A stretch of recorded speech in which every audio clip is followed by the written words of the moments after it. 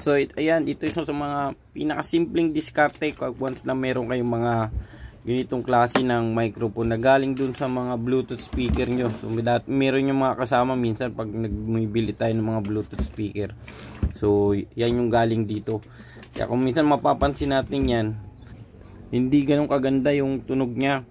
So kaya minsan kailangan natin iba, tinatapon na lang yung ganito dahil nga hindi sa ganun na kaganda. So pero meron akong idea, ito yung isi-share ko sa inyo is paano natin siya gagawing dynamic, professional dynamic microphone. So yun.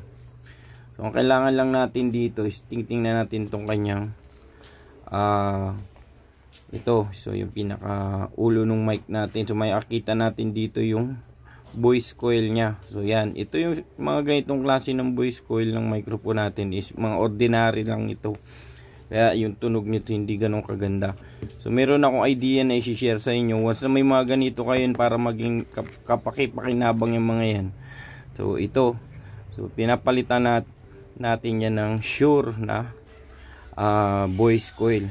Professional dynamic microphone. So ito is yung mga pamalit dun sa mga ganyang klase ng head ng ano natin ng voice coil na kung para mapaganda natin yung tunog niya. So pag mga ganito, ito makikita nyo sa loob, so talagang medyo mabigat ito ng konti kaysa dun sa mga ordinaryong klase ng voice coil ng microphone natin. So karamihan ginagamit ito dun sa may mga magagandang klase ng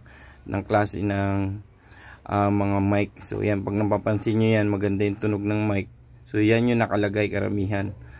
So yan, ang simpleng-simple lang naman gawin yan. So ang gagawin nyo lang, kung meron na kayo, so tatanggalin yung dalawang wire. Pagpapalitin nyo lang yan dyan. So ikakabit nyo lang yan dyan, kahit saan dyan, pwede yan siya. So ganun lang yung gagawin natin dito. So ito kasi, gusto rin natin itong kunting i-upgrade. Medyo mahaba kasi yung, maiksi kasi yung kanyang wire. So papalitan na rin natin to ng wire. So simpleng-simple ang pagtanggal lang nito. Tanggalin mo lang sa nakahinang dito. Yan. So pag natanggal mo na yung dalawa na yan, ilipat mo lang yan doon sa kabilang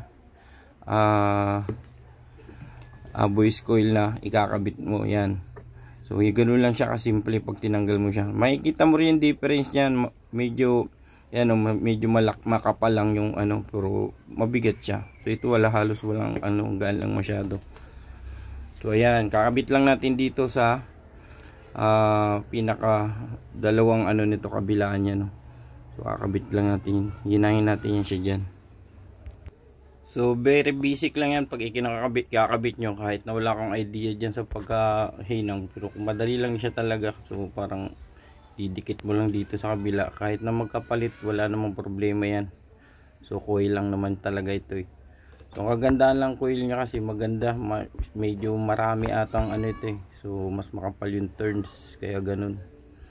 So doon kasi sa mga ordinary, so parang feeling natin minsan parang basag yung tunog niya. Dito mararamdaman nyo talaga yan yung pagkakaiba kung mayroon na kayong ganitong klase ng voice coil doon sa inyong mga ganitong klase ng microphone.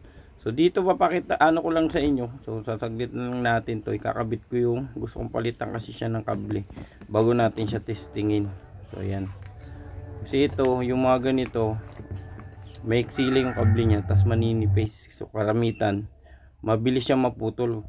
Kaya ang gagawin ko dito, so titibayan ko na lang yung niya. So kung napansin niyo tong connection niya, so wag nyo nang kung anong pagkakabit nyan, ganun lang yung pagkagawa nyo, baka kaya putulin nyo yan sa yung isang linya.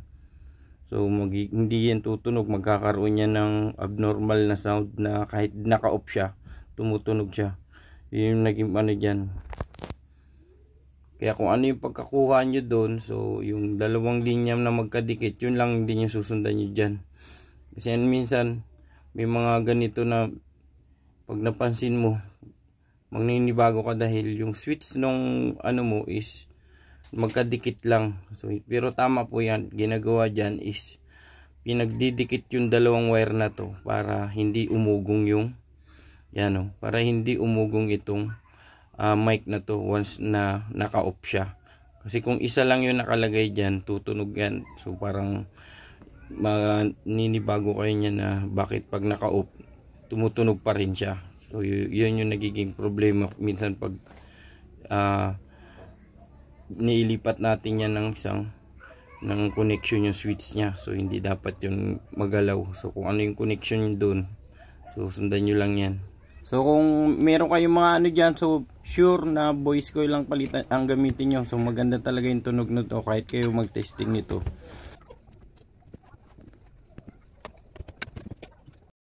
So dito pag naano na to, naikabit ko na, so pwede na natin agad testing. So doon sa may mga ano diyan na hindi nyo gusto yung tunog ng mic nyo, so isa to sa mga paraan na pwede nyo gawin na para mapalitan yan. So titestingin ko na lang at hanggang dito na lang muna ito.